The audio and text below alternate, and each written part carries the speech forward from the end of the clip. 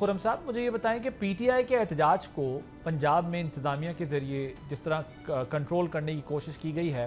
اور یہ الزامات لگائے ہیں پی ٹی آئی نے کہ انتظامیہ کے ذریعے جو ہے معاملات کو کنٹرول کرنے کی کوشش کر رہے ہیں، how would you respond to that?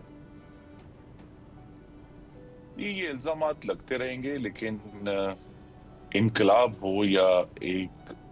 عوام کی لہر ہو، اس کو کوئی حکومت نہیں روک سکتی۔ لیکن اب چونکہ ان کو اس طرح کی جذباتی حمایت حاصل نہیں رہی، تو لہذا وہ ہمیشہ جو ہیں وہ اس قسم کے عذر تراشتے رہیں گے، یہ نہیں ہوا وہ نہیں ہوا۔ سوال تو یہ بھی ہے کہ ان کے بہت سارے اراکین اسمبلی کل پارلیمان میں بیٹھے رہے گرفتاری کے ڈر سے، اور پھر جو ہے جب ان کو اس کی تسلی کرائی گئی تو پھر وہ جو ہے بجائے احتجاج میں شامل ہونے کے وہ اپنے پارلیمنٹ لاجز میں آ گئے۔ تو اور پورے ملک میں ہم یہ دیکھ رہے ہیں کہ جہاں ان کی حکومت ہے وہاں بھی کوئی قابل ذکر احتجاج ہمیں دیکھنے میں نہیں آیا، اور اس کی بڑی وجہ یہ نہیں ہے کہ کوئی حکومت کی طرف سے ایکشن ہو رہا ہے، بڑی وجہ یہ ہے کہ وہ پاکستان کے عوام کی فلاح کا کوئی ایجنڈا نہیں ہے ان کے پاس، یہ کوئی پاکستان کے عوام کے مسائل حل کرنے کا کوئی اعلان نہیں کر رہے۔ ان کا تو ایک ہی تکرار اور گردان ہے کہ بانی چیئرمین کو رہا کرائیں گے۔ جب سب کچھ فیل ہو گیا تو انہوں نے کہا کہ ان کے بیٹے آئیں گے اور بیٹے آ کر جو ہے تحریک چلائیں گے، اور پھر یہ بھی ہم نے دیکھا ہے کہ جب اور سب کچھ کہیں نہیں بند پا رہی تو نیو یارک ٹائمز میں کئی لاکھ ڈالر کا اشتہار دے دیا اور اس میں اعتراف کیا کہ عمران خان نے جو ہے وہ امریکی مفادات کو فروغ دیا۔ ایگزیکٹ الفاظ ہیں Imran Khan advanced U S interests. تو لہذا وہ تمام جو ان کے بیانیے تھے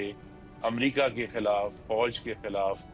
وہ سب جو ہیں وہ ریت کی دیوار ثابت ہوئے ہیں۔